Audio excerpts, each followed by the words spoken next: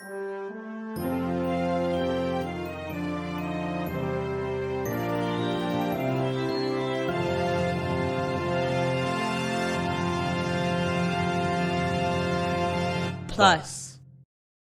Welcome to Cellmates. 30 Days of Plus. Oh, okay. All right, that's fine. You can just be recording when I'm not paying attention. Welcome, everyone. I love to record when you're not paying attention. Welcome. Do you want me to? Do you want to start it again? No, I would not, because this is funny. Welcome to. I was in the middle of trying to figure out whether an acquaintance from high school on Facebook had been recently divorced, which is a fun game. That is so. You have two games on Facebook, which is how many kids does this person have? Yeah. Is this a baby I knew about? And did they get divorced? Yeah, they're both fun games to play. I have a friend on Facebook. I'm not going to name her for two reasons. One, because that would be rude, but also because I'm not sure what I would name her. She was married. She took her husband's last name, and now she has a name that is neither her maiden name nor her husband's last name. Is it possibly a middle name? But they appear to still be married. Oh. And it's not like she's an actress, or at least she was when I knew her. But her current last name is definitely not a stage name. It's not her headshot name. Okay. Because it's just as it's very similar to her maiden name. That's fun. Yeah, it's pretty cool. Welcome to Cellmates Welcome Podcast. to Cellmates Podcast. 30 Days of Plus. A podcast where we talk about people we know on Facebook. Mostly. And it's a daily, unpaid, month-long exploration of Disney Plus titles. That's correct. Dick Ward, welcome to day 15. Oh my God. Halfway through. When we finish, it will be halfway through.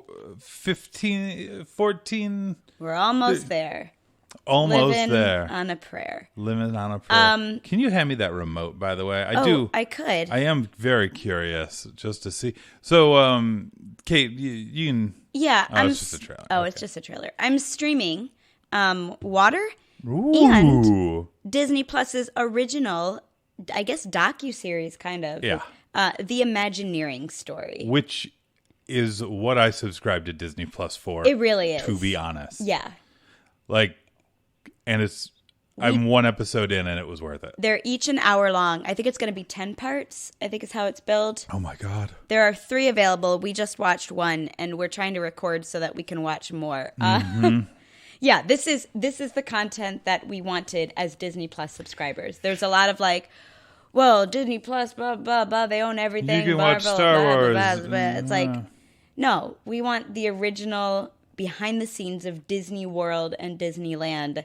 That is really what we are here for. Yeah, really what I want from Disney Plus is not on Disney Plus yet. Yeah. I want the Imagineering story, obviously. I want the old Wonderful World of Disney's or Magic World of Disney or whatever, where Walt is talking about what the Magic Kingdom's going to be. I just want to watch that. I want to watch the parades. I want to watch all these weird old specials. Well, I want Disney Plus. Yeah. I have the DVDs I want. Yeah, I don't care about New Beauty and the Beast. I want this Howard Ashman documentary. Yeah. That, fingers crossed, it says it's coming 2020. But it's already been completed and screened, so I don't know why we don't have it already, but fine, I'll wait.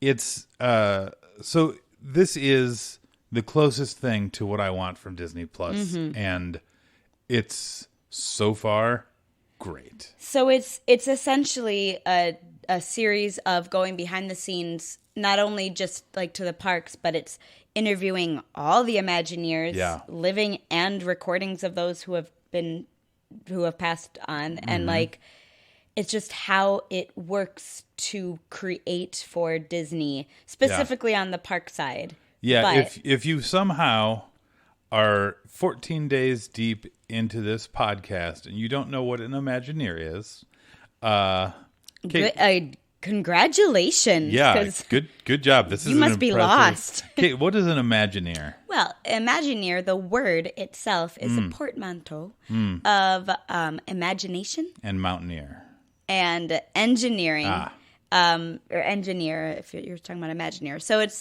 It's people who create the stuff for Disney parks. And mainly when we talk about Imagineers, we think about rides or we talk about rides. But Imagineering also covers like the design of what the park looks like. Set the dressing, color and construction. of the ground. Even like the way the shops are laid out, things like that. Right. Imagineers are all of this. Yeah. And it's like... It's like imagination plus engineering, but really, as we look through it, it's art plus engineering. It's art. It's theater. Yeah, I mean, Dick, you just like theater. I do. Yeah, it's making a themed experience instead of just making a building. Yeah. And so this first episode goes through basically Disneyland through Walt Disney's death. Yeah. Which is exciting because that means the next 9 episodes are not about Walt Disney. Right. Are a lot of other aspects. Yeah. Which is really exciting. It I seems wonder like if there's... Oh, go ahead. They're going to do history for a while. The 3rd episode gets us to the Eisner era, which is like 80s and 90s. So I imagine after they're done with history, they're going to be just talking about different, like... Here, what about Disney, Tokyo Disney, and things like that, which is fun. Or like just taking us through. I would love to just do like an episode that's like we're going to look at 1 or 2 Imagineers. Yeah, like we're going to look at. Oh my God, I can picture his earring, but I can't remember his name. Rolly Crump. No, you want to say, no, not Rolly Crump. He has an earring too. Does he have an earring? Yep. You know the earring I mean. Joe Rohde. Joe Rohde. Joe Rohde. When I say earring, sorry, I mean. Ear ensemble. Yeah. There's art direction there too. Rolly Crump, awesome, and looks just like a person whose name should look if they're named Rolly Crump. Mm-hmm. But yeah, I'd watch a Joe Rohde episode. Yeah, like happily. So, I mean, you've listened to this show before. Yeah. Dick and I are Disney park loyalists and giant fans. Like, we just love them, and yeah. Are they giant money grabs? Yes. Yeah. Are they giant things to make you love a corporation? Yeah. Oh, yeah. Are they not the greatest employers? Yeah. Yeah. We know all these things. It's goddamn magic, though. Yo, here's the thing. Most companies are terrible to employees, and most companies are, like, every company's just a giant money grab. Like, we could say that about the Disney parks, but... And I could say that about Verizon, too, and I'm still using a Verizon phone. But we don't my Verizon phone doesn't make me cry when I look at it. We don't have a podcast about it. Yeah. Like, I get it. I would self-describe myself as, like, a progressive socialist. I don't care. I love Disney. We have an 8-day Disney World trip booked for 3 months from now. Yeah, and we have a podcast about that trip planned for after the trip. Yeah, most definitely.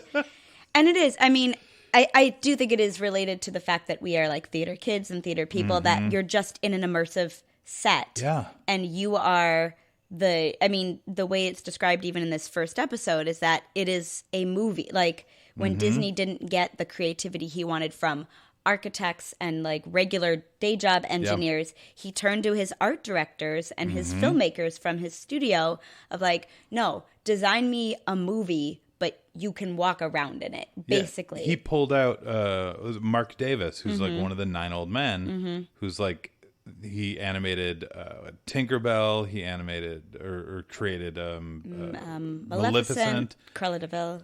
And he's like, okay, cool. Help me make these rides. Give some character to these rides. And like he did, and it shows. And also Walt Disney told everyone to do everything. Yeah.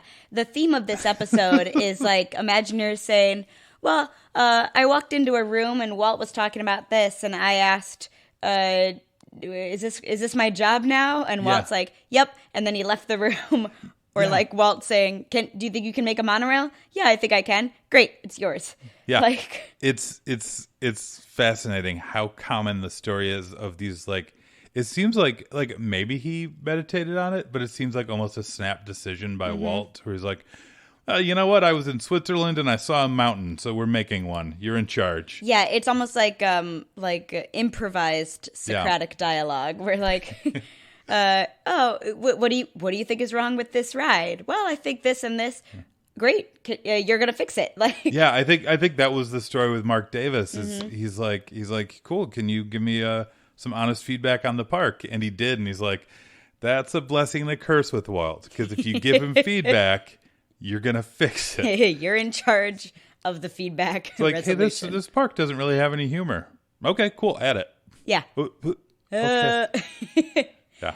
But I mean, it speaks volumes to the type of people he hired and the delegation. And one of the themes of this episode toward the end is this all sustainable once Walt dies or is no longer part of the daily operations? And that is the end of the episode, is the Imagineers talking about this kind of like dinner they had, or this meeting they had, where they're like, I think the quote was, well, now we're going to find out how much of our jobs Walt did for us.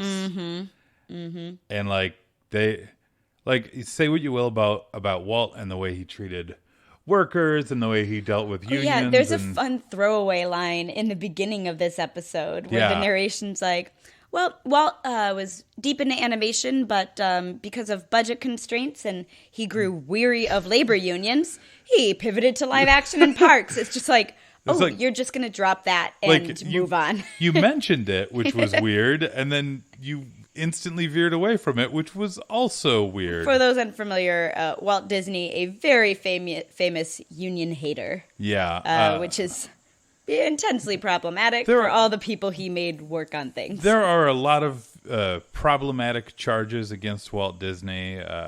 People over-exaggerate some elements of it, but his union hate was legendary. Yeah. Yeah, he hated I think if unions. he's a figure in 2019, Dick, you don't like him. No. You're actively making fun of him and deriding him if he exists in 2019. Yeah, absolutely. I actively make fun of and deride his like anti-union sentiment, and like he was a less problematic man in like the 40s and 50s, less than he would be today. Yeah. But yeah, he, like, I don't want to. Yeah. Look. Here's the thing. Did you ride Small World? Yeah. Okay. Well, there you go. There's your answer. Yeah. I don't know what to tell you.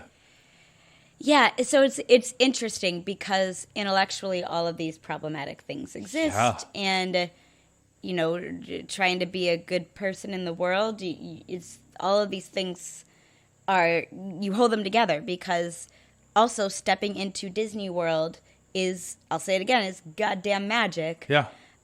Just the way, and they mentioned this, like, there's different lands, especially in Magic Kingdom, and as you're entering a land, there's something artistic that is drawing you into it. So it's a flow. So it's like this efficiency plus art plus storytelling. It's not all just the things like, I love. Oh, you're in this land now. It's like it kind of fades in, and like it's like a quick fade in, but it's not like boom pirate area. It's like we're transition now. We're in the pirate area. It does. It gives you this. There's a lot of talk of Disney was trying to create a utopia with all of these things, and it gives you that, and I think it's transferable to other areas. When I watch really well-made Disney movies, when I go to one of these parks, I'm translating it to my teaching. How can I make each activity seamlessly transition, and how can I draw my kids into the next activity and have them be kind of in charge, and they can make of this. I mean, it's the ideals for a lot of things. And like I would describe us as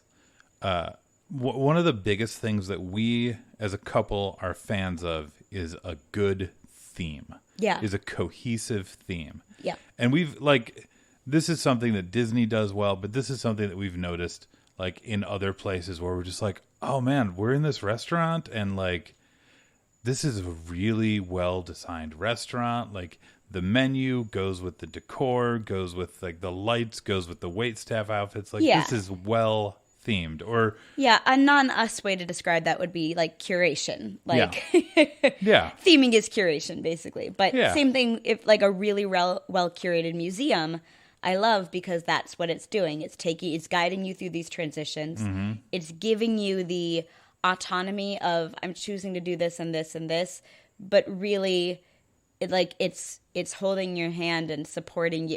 It's hard to describe, but you feel in charge, and yet you don't have to make decisions. Nothing is difficult about moving through it. Yeah, and there's like to borrow from another problematic creator, Vince McMahon. He said he always, like wrestling, he always tried to create a 3-ring circus. If you don't like this bit, you're gonna like this bit. If you don't like this bit, you're gonna like this bit. You don't like the clowns, you'll love the elephants, whatever. And I think that's like what a good theme or good curation does. Because like we'll go to a museum and you'll be reading some of the cards and I'll be like looking at some of the video or some of the interactives. Yeah. And we'll both come away with like something interesting. We'll both have learned things. We'll have different things that we learned that we tell each other about, but we still both got like that experience, you know, and a good theme does that and a good curation does that. Yeah. We're excited. Yeah, we really love Disney parks. We really love Disney and parks. Imagineering. Like that, and this documentary was like, it started a little bit heavy on the wall. Like, here's the thing. But it's on Disney Plus. No. It was actually less Walt heavy than I was expecting. I didn't mean Walt heavy, because it should be Walt heavy. He's created the whole thing, and he only gets one episode. You go heavy. Sure. But I mean, the narration is by Angela Bassett, and she has a very powerful voice that can be really well used for powerful moments. And some of the moments that she narrated were a little bit like, okay, we didn't need to. She talks about how he starts WED, W-E-D, which is like a company, and it's his initials. Walt Elias Disney. There you go. But like the narration is like, he used his initials. I was like, well, yeah, okay, you can say that a little bit less. It's not that important or impressive. Like you don't have to present it that way. So there's a little bit at the beginning where it's like, Walter Elias Disney decided to have a hamburger that day. And it was the most important decision any man has ever made. But I don't know. I was very pleased with this. Yeah, everything was exactly what I wanted. Yeah. There's amazing amounts of footage, like source material footage. I'm shocked from the 50s by how and much 60s, there is. And in color. And I want more. Yeah. Like there's video of a ride through of the Jungle Cruise before it has water in it. Yes. Where they're just like in a Jeep or something. A station wagon. And they're just driving through this like sand tunnel. It's so cool. Oh, it's so cool. It's so cool. And just seeing Disneyland with like like Main Street and the castle is finished, but everything around it is like a dirt pit. And it's just it's just mind-blowing, and like, this is the content that I came here for. Thank you. Disney Plus programmers, whoever decides what is going on this, right? Whoever decides the programming that goes on Disney Plus, please more of this stuff. Featurettes. Like, featurettes from the movies. You have some stuff up. We need more. Yeah. I want the Lion King featurette from the original and the diamond and the platinum editions. Give me all of them. And like that Alan Menken and friends just like hanging out. That was great. There's video, and I'm sure it was for A Wonderful World of Disney or something, of just Walt and the Sherman Brothers like singing a song together. Singing Small World, yeah. I want more of that. Yeah. Oh my God. Yeah. Like sing-along hour. Yes. I'm surprised they don't have The Wonderful World of Disney up. I'm surprised they don't have that. I'm surprised they don't have Disney Sing-Along. Oh, you've searched already? I haven't searched. I'm like, there is more stuff. Like, I want more classic stuff. Like, I love that the movies are on there. Yeah. That's really great for our podcast, but we have access to the movies. We can get those. I love that, like, more obscure movies are on there. Like, I've never seen $1 Million Duck, but I'm going to watch $1 Million Duck because it's called $1 Million Duck. It's called $1 Million Duck. I want to watch The Rocketeer because I love The Rocketeer. Yeah. But more weird vintage crap that only Kate and I will watch, please. But that's the thing. I feel like that's such my association with Disney. Like, there were the anchor movies that we saw every summer, but it was I watched all that behind the scenes stuff as a kid. I watch those sing-alongs. I Yeah. watch the specials on the parks and the different things. Like, that's part of my Disney acculturation. Yeah.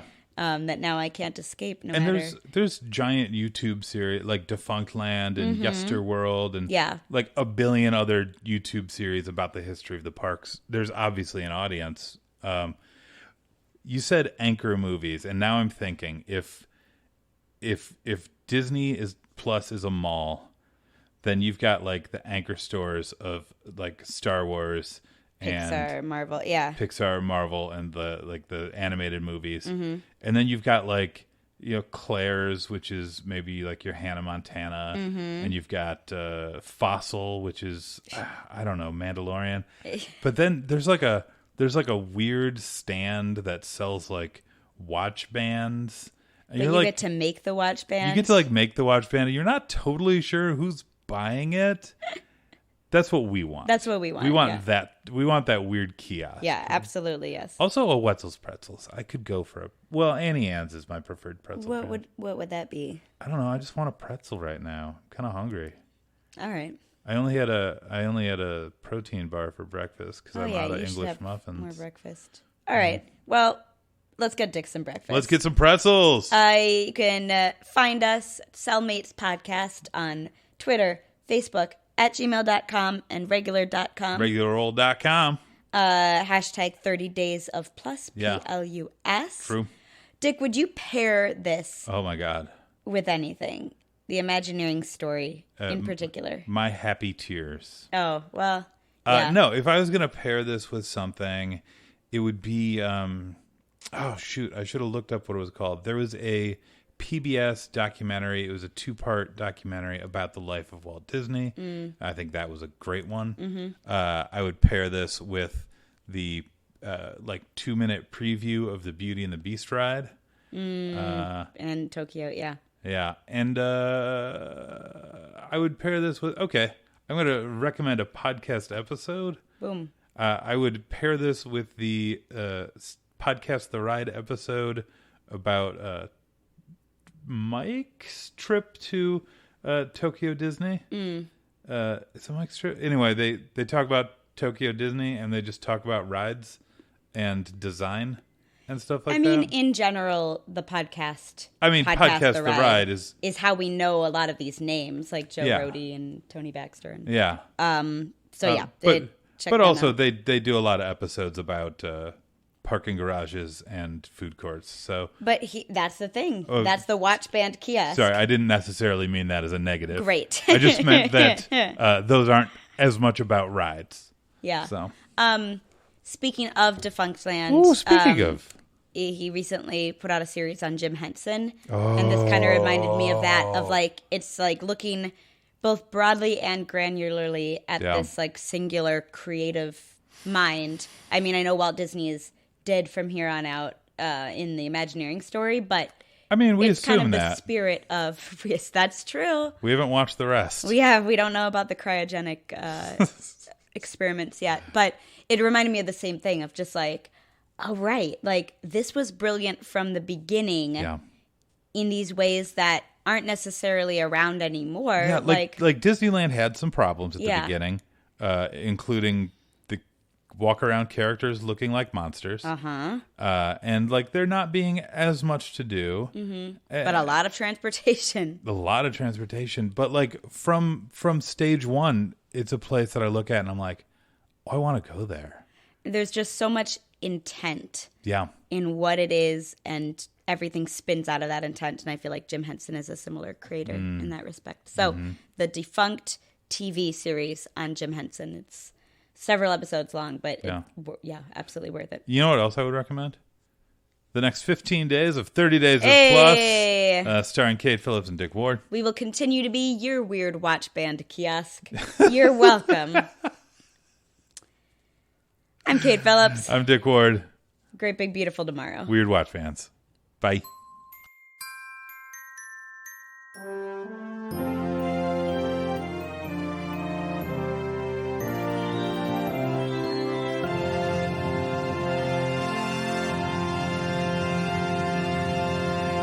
Plus.